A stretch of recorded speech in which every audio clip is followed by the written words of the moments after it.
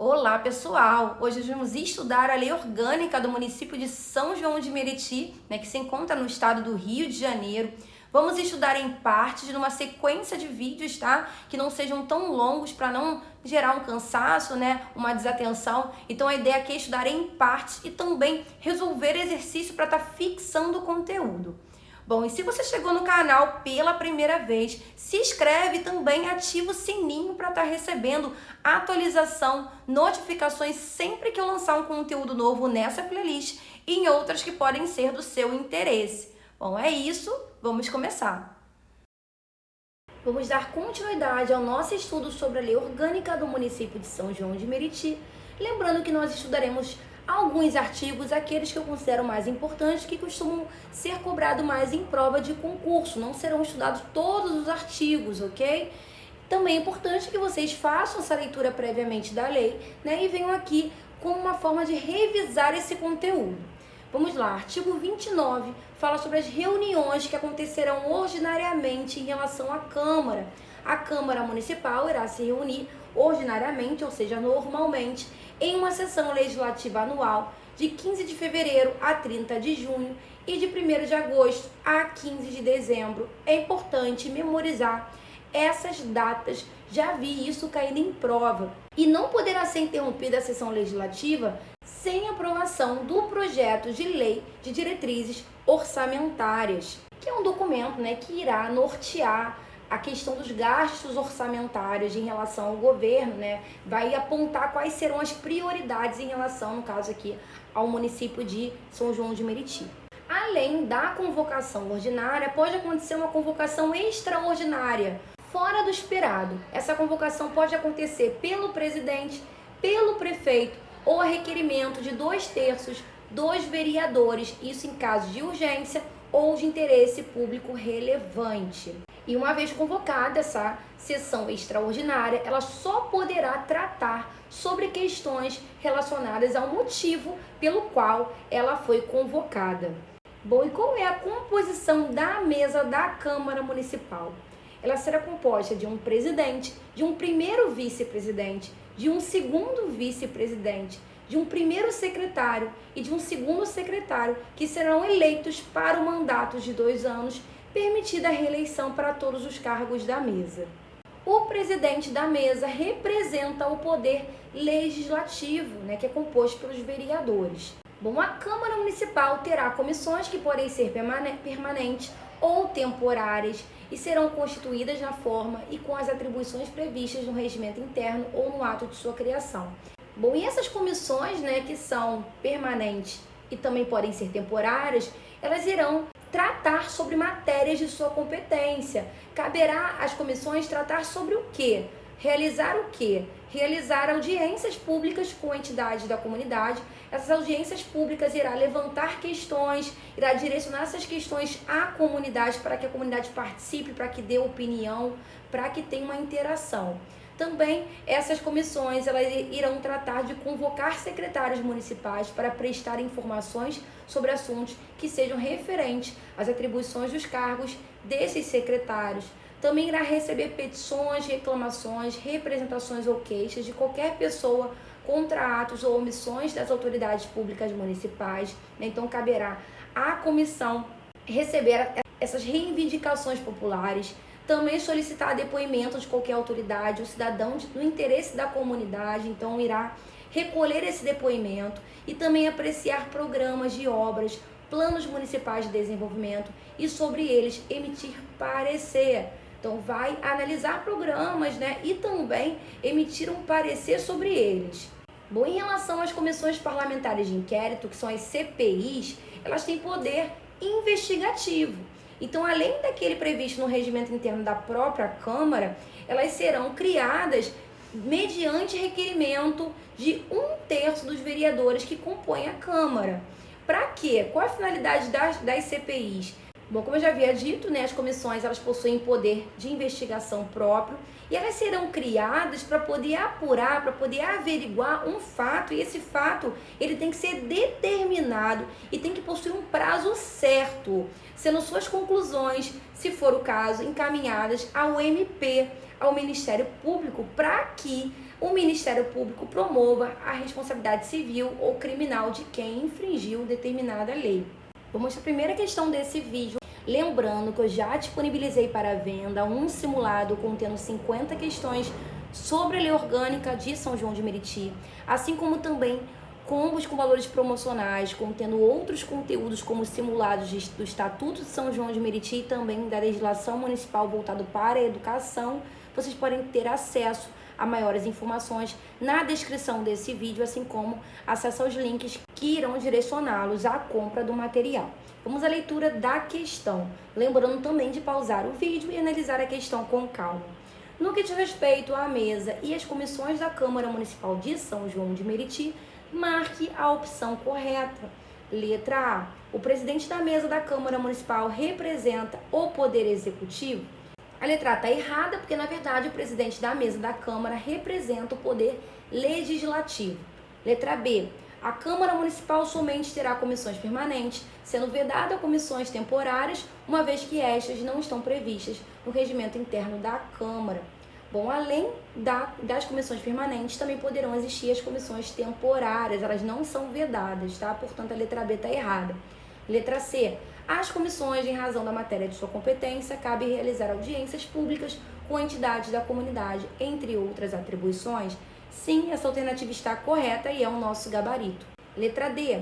As comissões parlamentares de inquérito serão criadas mediante requerimento de no mínimo 2/3 dos vereadores da Câmara. Na verdade, é de no mínimo 1/3 dos vereadores da Câmara. Portanto, a D está errada. Vamos estudar agora o processo legislativo, que compreende a elaboração de alguns documentos, como a emenda da Lei Orgânica do Município. Essa emenda é um anexo, uma informação adicional que vai estar anexada à Lei Orgânica do Município. Também as leis complementares. Essas leis complementares, elas vão explicar de forma mais detalhada, de forma mais específica algum assunto, né, que tem que estar expresso, tem que estar determinado de forma expressa na Constituição, no caso, né, se tratando de município, na Lei Orgânica do Município, e também exige a votação da maioria dos parlamentares, né, dos vereadores que compõem a Câmara. Temos também as leis ordinárias, né, que tratam de assuntos gerais, de assuntos diversos, né, em diferentes áreas, como na área penal, na área tributária, na área administrativa, tá? Que tratam de normas gerais, de normas mais abstratas, diferente das leis complementares que são mais específicas. As leis delegadas, elas, como o próprio nome sugere, né, elas são delegadas, elas são emprestadas a quem normalmente não elabora uma lei. Quem elabora uma lei é o Poder Legislativo. Empresta-se essa função ao Poder Executivo para que ele, por algum motivo, por alguma razão, ele faça, especifique algum assunto, né, com força de lei ordinária. A diferença da lei delegada com a medida provisória é que a medida provisória ela precisa de uma relevância, de uma urgência para que isso aconteça. Temos também a resolução, né, que vai disciplinar alguns assuntos que sejam assuntos internos, organizar questões internas. Temos também o decreto legislativo, que o próprio nome sugere também, que vai tratar sobre assuntos que sejam exclusivos de quem? Do legislativo, E também tínhamos a medida provisória, que foi revogada pela emenda 012. Falando sobre a emenda à Lei Orgânica do Município, ela pode acontecer, mas ela só vai acontecer mediante proposta de 2/3 no mínimo dos membros da Câmara Municipal e também mediante proposta do prefeito. Ainda que a Câmara proponha, assim como o prefeito, essa proposta ainda tem que ser discutida e tem que ser votada em 2 turnos, com interstício mínimo de 10 dias, né, com uma diferença de 10 dias entre eles, considerando-se aprovada. Ela só vai ser considerada aprovada se obtiver em cada um desses turnos 2/3 dos membros da Câmara, se pelo menos, né, 2/3 dos membros da Câmara aprove essa proposta, isso em cada turno. Falando agora das leis, de modo geral, as iniciativas das leis complementares, assim como das ordinárias, cabe a quem? Compete a quem? A qualquer vereador, ao prefeito e também aos cidadãos, na forma e nos casos previstos nesta lei orgânica. Bom, são de iniciativa privada do prefeito, com aprovação, claro, da Câmara Municipal, algumas leis. Que leis são essas? Leis que fixem ou modifiquem o efetivo da Guarda Municipal. Então, isso é uma matéria que deve ser de iniciativa privada do prefeito. e também que disponham sobre criação de cargos, funções ou empregos públicos, isso da administração direta e indireta, assim como a sua remuneração, né? Lembrando que a administração indireta é formada pelas entidades como autarquias, sociedades de economia mista, fundações públicas, empresas públicas. Bom, temos também matérias sobre servidores, de modo geral, sobre o regime jurídico desses servidores, sobre o provimento, o preenchimento dos cargos, né, que devem ser preenchidos por esses servidores, assim como a estabilidade e a aposentadoria deles, é matéria que deve ser disposta pelo prefeito, é de iniciativa privada do prefeito, claro que deve passar pela aprovação da Câmara. E também a criação, estruturação e atribuições das secretarias e órgãos da administração pública municipal. E em relação à iniciativa popular na proposta de uma lei, como a gente acabou de ver, o povo, né, os cidadãos podem sim propor uma lei, mas para isso eles devem, né, apresentar essa lei, essa proposta, no caso, à Câmara Municipal na forma de projeto de lei, e tem que ser subscrito por no mínimo 5% do eleitorado do município. Então, vamos supor que conseguiram a assinatura de 1% do eleitorado. Isso não é o suficiente para poder ter uma proposta de lei por iniciativa popular, tem que ser no mínimo por 5%.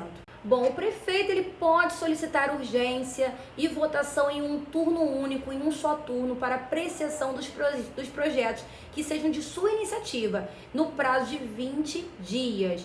Bom, e se a Câmara não se manifestar em relação a essa urgência, não se manifestar em até 45 dias, o que vai acontecer? Bom, essa matéria ela irá ser incluída na ordem do dia, sobrestando-se a deliberação quanto aos demais assuntos. Ou seja, ela vai se sobressair em relação aos demais assuntos para que seja deliberado, para que seja discutido. Se por acaso o prefeito, né, considerar o projeto no todo ou em parte inconstitucional, né, porque o projeto de lei ele poderá ter uma modificação em relação à Câmara, ou ainda contrário ao interesse público, ele pode vetar totalmente ou parcialmente esse projeto no prazo de 15 dias, contando o dia que ele recebeu, e tem que comunicar isso, esse veto, dentro de 48 horas ao presidente da Câmara. Se por acaso o prefeito não se manifestar, ele receber esse projeto e não se manifestar nem a favor e nem contrário a ele, o que vai acontecer? Decorrido o prazo de 15 dias, esse silêncio importará em sanção, ou seja, em aprovação automática. E esse veto do prefeito, que foi comunicado ao presidente da Câmara em 48 horas, ele ainda será apreciado pela própria Câmara dentro de 30 dias, a contar o dia que ela recebeu. E só pode ser rejeitado pela maioria absoluta dos vereadores, em escrutínio secreto. Ou seja, a apuração desses votos, o procedimento dessa votação vai acontecer de forma secreta. Bom, e se o veto não for mantido, será o texto enviado ao prefeito para a promulgação, para que se tenha efeito, para que se ganhe efeito. Como a gente está fechando esse vídeo, vamos para a questão número 1. No que diz respeito às leis, segundo a Lei Orgânica de São João de Meriti, são de iniciativa privada do prefeito, com a aprovação da Câmara, as seguintes matérias de lei, exceto: letra A, leis que fixam ou modifiquem o efetivo da Guarda Ambiental. Letra B, leis que disponham sobre a criação de cargos, funções ou empregos públicos de administração direta e indireta e sua remuneração. Letra C, leis que disponham sobre servidores públicos do município, seu regime jurídico, provimento de cargos, estabilidade e aposentadoria. E letra D, leis que dispõem sobre a criação, estruturação e atribuições das secretarias e órgãos da administração pública municipal. Bom, a resposta correta é a letra A, porque na verdade são leis que fixem ou modifiquem o efetivo da guarda municipal e não da guarda ambiental. Fala pessoal, espero que esse vídeo tenha contribuído para os seus estudos. Se você gostou, deixa um like e também um comentário. E aproveita que está por aqui e explora outros conteúdos do canal que podem ser do seu interesse, tá bom? Como conteúdos de português, de fundamentos de educação, conteúdos que podem estar no seu conteúdo programático para o seu concurso. Bom, é isso, bons estudos e eu vejo vocês nos próximos vídeos.